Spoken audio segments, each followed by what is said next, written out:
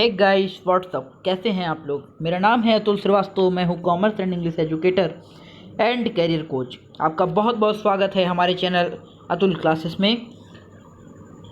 आज हम लोग बात करने वाले हैं गवर्नमेंट के द्वारा इशू की गई नई शिक्षा नीति 2019 पर बात करने वाले हैं, नेशनल एजुकेशन पॉलिसी पर। जैसा कि आप लोग जानते हैं 1986 में और 1992 में जो नई शिक्षा नीति आई थी, उसके बाद ये अगली नई शिक्षा नीति है जिसके विषय पे विस्तार से चर्चा करने वाले हैं। बहुत सारी चीज़ें चेंज होने वाली हैं और इसका क्या क्या इम्पैक्ट हमारे देश पर पड़ेगा और कौन कौन सी चीज़ें चेंज हुई हैं, इस पर हम लोग विस्तार से चर्चा करते हैं। आइए जानते हैं नई शिक्षा नीति, राष्ट्रीय शिक्षा नीति के बारे में कि इसमें क्या बातें हुई हैं। सबसे पहले स्कूल शिक्षा के विषय में क्या बातें कही गई हैं। 2025 तक पूर्व प्राथमिक शिक्षा का सार्वभौमिकरण होगा, जिसमें आंगनवाड़ी केंद्रों को मजबूत बनाया जाएगा। नए प्री स्कूल खोले जाएंगे, प्राथमिक शिक्षा के साथ लिंक किया जाएगा और मध्याह्न भोजन कार्यक्रम का विस्तार किया जाएगा। तो इसका अर्थ ये है कि अगर प्री स्कूल खोले जाएंगे तो फिर जॉब्स भी आगे आने वाली हैं। 2025 तक सभी के लिए मजबूत साक्षरता संख्यात्मकता, तो सभी के एजुकेशन को मजबूत बनाया जाएगा। शिक्षक छात्र अनुपात को देखा जाएगा। भाषा गणित गुणवत्ता शिक्षण सामग्री पर ध्यान दिया जाएगा। नेशनल ट्यूटर कार्यक्रम चलाया जाएगा। स्कूल की एक मॉड्यूल तैयार किया जाएगा और उपचारात्मक निर्देशात्मक सहायक कार्यक्रम तैयार किया जाएगा और शिक्षक छात्र का अनुपात 1:30 से कम होगा। इसका मतलब ये है कि 30 बच्चों से कम पर एक शिक्षक होगा। इसके आगे बात करते हैं नई पाठ्यक्रम और शैक्षिक संरचना पर। तो संरचना क्या हो रही है, 5+3+3+4 5+3+3+4 डिजाइन किया जा रहा है और इसकी उम्र 3 से 18 साल है। इसका मतलब ये है कि मूलभूत चरण सबसे पहले पूर्व प्राथमिक ग्रेड 1, जिसमें 1 से 2 क्लास के बच्चे होंगे, और प्रारंभिक चरण जिसमें ग्रेड 3 से 5 के बच्चे होंगे, और मध्य चरण 6 to 8 का है। माध्यमिक चरण 9 to 12 का है। केवल शैक्षिक पुनर्संचरण स्कूलों की कोई भौमिक संरचना नहीं होगी। तो इस तरीके से कार्यक्रम को डेवलप किया गया है कि पहले 5 साल का, फिर 3 साल में 6, 7, 8, फिर 3 साल 9, 10, 11, और इसके बाद आपका 4 ईयर का कोई इंटीग्रेटेड प्रोग्राम भी चलाया जाएगा। तो इस तरीके से नई शिक्षा नीति, जो राष्ट्रीय शिक्षा नीति है, ये काम करेगी। पाठ्यक्रम और शिक्षा शास्त्र का परिवर्तन, भाषा दक्षता, वैज्ञानिक स्वभाव, सौंदर्य बोध, नैतिक तर्क, डिजिटल साक्षरता, भारत का ज्ञान, सामायिक समसामयिक का विकास करना। राष्ट्रीय पाठचर्चा की रूपरेखा को सभी भाषाओं में संशोधित किया जाएगा। भारतीय भाषाओं में उच्च गुणवत्ता वाली नई पुस्तकें, लचीला एकीकरण पाठ्यक्रम और मूल्यांकन, इन सब पर वर्क किया जाएगा। और अपने कार्यक्रम को, जो एजुकेशन पॉलिसीज़ है, एजुकेशन का जो कोर्स है, करिकुलम है, उसको इसके आधार पर बनाया जाएगा। देश में हर बच्चे के लिए समान और समावेशी शिक्षा होगी। लिंग कोई भी हो, जाति धर्म कोई भी हो, सभी को समान शिक्षा मिलेगी और उन सभी को प्रोत्साहित किया जाएगा। कुछ रणनीतियाँ बनाई जाएंगी, जिसमें से मुख्य कुछ रणनीतियाँ आपके सामने हैं, जैसे राष्ट्रीय छात्रवृत्ति कोर्स, छात्रवृत्ति सभी को प्रदान होगी। वंचित क्षेत्रों में विशेष शिक्षा जोन बनाए जाएंगे। लक्षित जिलों को वित्त पोषण और सहायता प्रदान की जाएगी। URG शिक्षक भर्ती होगी। 25:1 शिष्य शिक्षक अनुपात होगा, मतलब 25 बच्चों पर एक शिक्षक होगा। समावेशी स्कूल वातावरण पाठ्यक्रम, मदरसों स्कूल पाठ्यक्रमों को अपनी परंपराओं को संरक्षित करने और NCF को सिखाने और एकीकृत करने को प्रोत्साहित किया जाएगा और शहरी गरीबों पर भी ध्यान दिया जाएगा। अगली बात है यूनिवर्सल एक्सेस एंड रिटेशन। 2030 तक सभी स्कूल शिक्षा के लिए 100% सकल नामांकन अनुपात, जैसे कि मौजूदा स्कूल में प्रवेश में वृद्धि की जाएगी। परिवहन छात्रावास सुविधाओं द्वारा समर्थित स्कूल युक्तिकरण होगा। रेखांकित स्थानों में नई सुविधाएं प्रोवाइड की जाएंगी। जहाँ पर सुविधाएं नहीं हैं वहाँ सुविधाएं भी मिलेंगी। उपस्थित ड्रॉप आउट स्कूल के बाहर के बच्चे और सीखने के परिणामों पर नज़र रखा जाएगा। दीर्घकाल तक स्कूल न जाने वाले किशोरों के लिए भी कुछ कार्यक्रम चलाए जाएंगे जिससे वे स्कूल पुनः आने लगे और सीखने के लिए कई रास्ते बनाए जाएंगे। औपचारिक गैर औपचारिक मोड हर तरीके से शिक्षा प्रदान की जाएगी। प्रौद्योगिक प्लेटफॉर्म को मजबूत किया जाएगा, मतलब आईटी सेक्टर को भी मजबूत किया जाएगा। तो एजुकेशन को आईटी सेक्टर से जोड़ा जाएगा जिससे कि टेक्नोलॉजी की मदद से हम एजुकेशन को दूर दूर तक आसानी से फैला सकें। और शिक्षा का ग्रेड अधिकार ग्रेड 12 तक बढ़ाया जाएगा। भाषा, देखिए 2 से 8 वर्ष के बीच के बच्चे जल्दी भाषा सीखते हैं। बहुभाषावाद के छात्रों के लिए महान संज्ञानात्मक लाभ है। शिक्षा के माध्यम के रूप में घरेलू भाषा मातृभाषा भी चलेगी। छोटे बच्चों के लिए प्री स्कूल और ग्रेड 1 से छात्रों को 3 या अधिक भाषाओं के लिए एक्सपोजर दिया जाएगा। 3 भाषा सूत्र में लचीलापन, छात्र ग्रेड 6 या 7 में 3 भाषाओं में से एक या एक से अधिक बदल सकते हैं। ये सारी बातें मतलब होंगी। कुल मिला के शिक्षा में भाषाओं का लचीलापन होगा। स्कूल परिसर कैसा होगा उसके बारे में लिखा हुआ है कि किस तरह से स्कूल परिसर बनाया जाएगा। तो एक ऐसा एनवायरनमेंट तैयार किया जाएगा जिसमें सभी बच्चे अच्छे से स्कूल डेली आ सकें और मापदंड पे खरे उतर सकें और अपनी एजुकेशन को अच्छे से ग्रहण कर सकें। वो एनवायरनमेंट क्रिएट किया जाएगा कि बच्चे स्कूल में आकर पढ़ने के लिए मजबूर हो सकें और उन्हें अच्छा लगे। देखिए लिखा है 2022 तक पैरा शिक्षकों की प्रथा को समाप्त करना।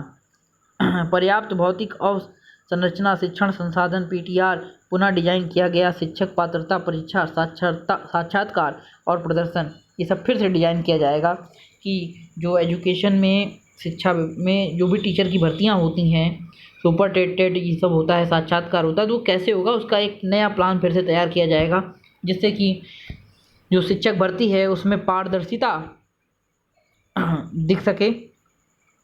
शिक्षक कैरियर विकास, शैक्षिक प्रवेश और शिक्षा सबके विषय पे ध्यान दिया जाएगा ताकि शिक्षक को भी ट्रेनिंग मिलती रहे। हर चीज़ पर ध्यान दिया जाएगा इसमें। अब उच्चतर शिक्षा के विषय में भी कुछ बातें कही गई हैं। लगभग 15,000 बड़े बहुविषयक संस्थानों में 800 विश्वविद्यालय और 40,000 कॉलेजों का एकीकरण। अनुसंधान विश्वविद्यालय, अनुसंधान और शिक्षण 150 से 300 संस्थान पर समान ध्यान केंद्रित किया जाएगा। इसके बाद 1000 से 2000 संस्थान ऐसे हैं जहां पर अनुसंधान के साथ शिक्षण पर प्राथमिक ध्यान दिया जाएगा। स्वायत्त डिग्री यानी प्राइवेट में जो डिग्री देने वाले कॉलेज हैं 5000 से 10,000 उन पर भी ध्यान दिया जाएगा। तो सभी जितने भी संस्थान चल रहे हैं उन्हें मिशन नालंदा और मिशन तक्षशिला से जोड़ा जाएगा। और 2030 तक कम से कम 100 टाइप 1 और 500 टाइप 2 HEI कार्य करते हैं। मतलब टेक्नोलॉजी की मदद से शिक्षा व्यवस्था को और आगे बढ़ाया जाएगा। 2030 तक हर ज़िले में कम से कम एक उच्च गुणवत्ता वाले HEI की स्थापना की जाएगी।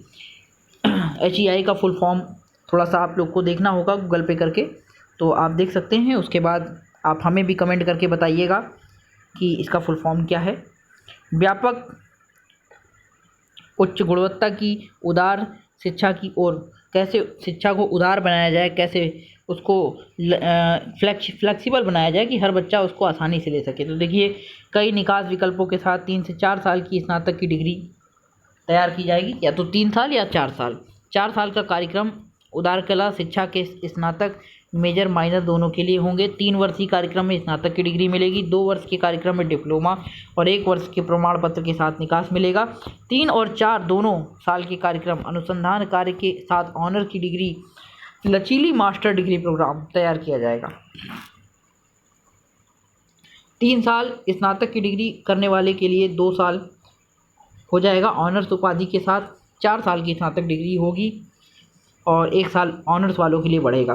5 साल का एकीकृत कार्यक्रम चलेगा। कल्पनाशील और लचीली पाठ्य संरचना, अध्ययन के विषयों का रचनात्मक संयोजन और एकाधिक निकास और प्रवेश बिंदु, स्नातकोत्तर और डॉक्टरेट शिक्षा अनुसंधान आधारित विशेषज्ञता प्रदान की जाएगी। मतलब जो लोग पीजी और डॉक्टरेट यानी पीएचडी की तैयारी करेंगे उनको स्पेशल एजुकेशन और एनालिसिस उनको प्रोवाइड किया जाएगा, जिससे कि वो अनुसंधान और रिसर्च में अपना और अच्छा योगदान दे सकें।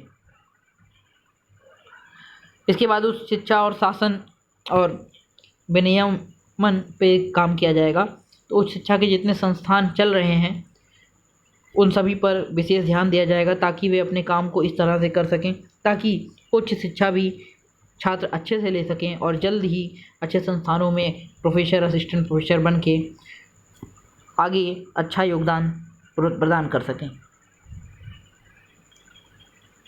सभी उच्च शिक्षा संस्थान स्वायत्त स्वशासी संस्थान बनाए जाएंगे, उन पर भी ध्यान दिया जाएगा।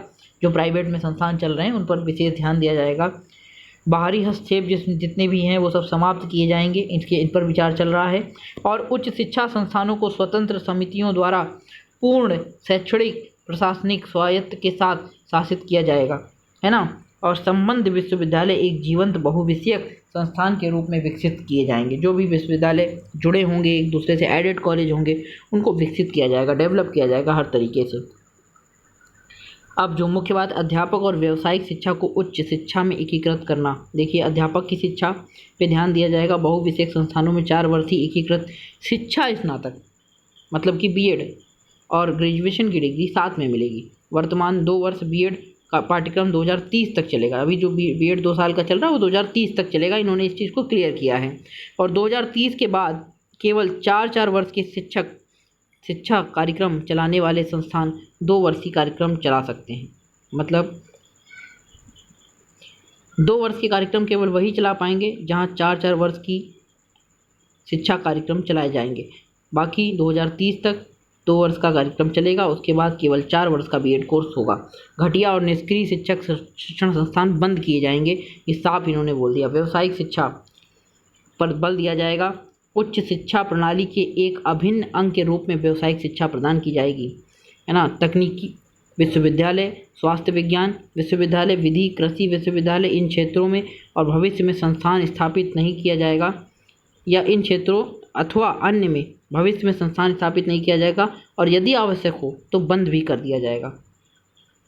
क्योंकि जितने हैं उनको अच्छे से चलाया जाए, यही सरकार की योजना है कि जो हैं उन्हें ही इतने अच्छे से चलाया जाए कि नए संस्थान तभी खोले जाएं जब बहुत आवश्यकता हो, अन्यथा जो नहीं चल पा रहे हैं उनको बंद किया जाए। बिल्कुल ठीक है। व्यावसायिक या सामान्य शिक्षा प्रदान करने वाले सभी संस्थानों को 2030 तक दोनों पाठ्यक्रम चलाने वाले संस्थानों के रूप में व्यवस्थित रूप से विकसित होने चाहिए। मतलब जो व्यावसायिक शिक्षा दे रहे हैं या सामान्य शिक्षा दे रहे हैं, 2030 तक दोनों को ही बिल्कुल ऑर्गेनाइज्ड वे में डेवलप करना है, जिसमें हर तरह की सुविधाएं हो, बच्चा अच्छे से पढ़ाई कर सके, बहुत सारी लर्निंग ले सके और जॉब ओरिएंटेड ट्रेनिंग लेके कहीं अच्छी पोजीशन पे जॉब भी कर सके। अभी हमारी शिक्षा व्यवस्था में ये कमी है कि बच्चा ग्रेजुएट हो जाता है, पोस्ट ग्रेजुएट हो जाता है, प्रोफेशनल डिग्री ले लेता है, फिर भी वो बेरोजगार है, फिर भी उसे जॉब नहीं मिल पा रही है। तो इस कमी को शायद ये प्लान दूर करने की कोशिश कर सकेगा। आगे देखते हैं क्या होता है। आपको क्या लगता है कमेंट में ज़रूर लिखिएगा और बताइएगा मुझे कि ये शिक्षा प्रणाली आपको कैसी लगी। इसमें जो चेंजेस हो रहे हैं आप इससे कितना सहमत हैं, आप सभी लोग के कमेंट का मुझे बेसब्री से इंतज़ार रहेगा। ये कुछ और बातें हैं जिन्हें आप पढ़ लीजिएगा, तो इन सब चीज़ों पर भी विशेष ध्यान दिया जाएगा। जैसे कि राष्ट्रीय उच्चतर शिक्षा योग्यता का फ्रेमवर्क तैयार किया जाएगा और छात्रों का मूल्यांकन केवल शैक्षणिक पहलुओं के आधार पर ना होकर उनकी क्षमताओं प्रकृति के अनुरूप होगा, है ना। प्रभावी शैक्षणिक प्रथाओं के माध्यम से सीखने के अनुभव को उभारा जाएगा। शिक्षा का अंतर्राष्ट्रीयकरण सुगम बनाया जाएगा ताकि इंटरनेशनल लेवल पे भी एजुकेशन को ले जाया जा सके। ओपन और डिस्टेंस लर्निंग का विस्तार होगा और टेक्नोलॉजी का प्रयोग किया जाएगा ताकि अधिक सुविधाजनक तरीके से एजुकेशन प्राप्त की जा सके। शैक्षिक डेटा का राष्ट्रीय भंडार, संस्थानों, शिक्षकों और छात्रों के सभी रिकॉर्ड का रख रखाव किया जाएगा।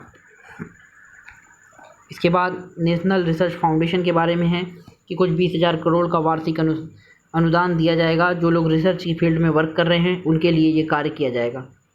विज्ञान, प्रौद्योगिकी, सामाजिक विज्ञान, कला और मानविकी में एनआरएफ के पास शुरुआत करने के लिए 4 प्रमुख विकास विभाग होंगे, है ना। इन विभागों में अगर कोई रिसर्च करता है तो इस पर बल दिया जाएगा और उन्हें सपोर्ट किया जाएगा।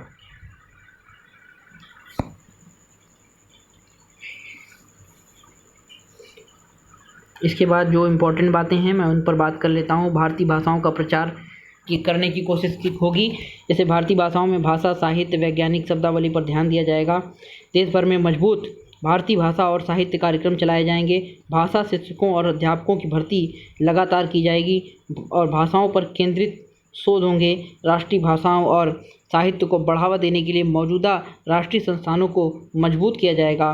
पाली, फारसी, प्राकृत के लिए राष्ट्रीय संस्थान स्थापित किए जाएंगे। Indian institute of translation and interpretation की स्थापना विभिन्न भारतीय भाषाओं के साथ साथ विदेशी भाषाओं और विदेशी भाषाओं के बीच महत्व की सामग्री के उच्च गुणवत्ता वाले अनुवादों को करने के लिए की जाएगी। और वैज्ञानिक और तकनीकी शब्दावली आयोग के लिए अधिदेश को नए सिरे से और विस्तारित किया जाएगा, जिसमें सभी विषयों और क्षेत्रों को शामिल किया जाएगा, न कि केवल भौतिक विज्ञान को शामिल किया जाए। राष्ट्रीय शिक्षा आयोग प्रधानमंत्री की अध्यक्षता में इसको गठित किया गया है। मानव संसाधन विकास मंत्रालय के रूप में शिक्षा मंत्रालय के रूप में नया स्वरूप दिया जाएगा। मतलब कि मानव संसाधन HRD को एजुकेशन मिनिस्ट्री में चेंज कर दिया जाएगा और केंद्रीय शिक्षा मंत्री उपाध्यक्ष के तौर पर दिन प्रतिदिन के मामलों की जिम्मेदारियों से सीधे निर्वहन करेंगे। आयोग के गठन में प्रख्यात शिक्षाविद, शोधकर्ता, केंद्रीय मंत्री भी शामिल होंगे।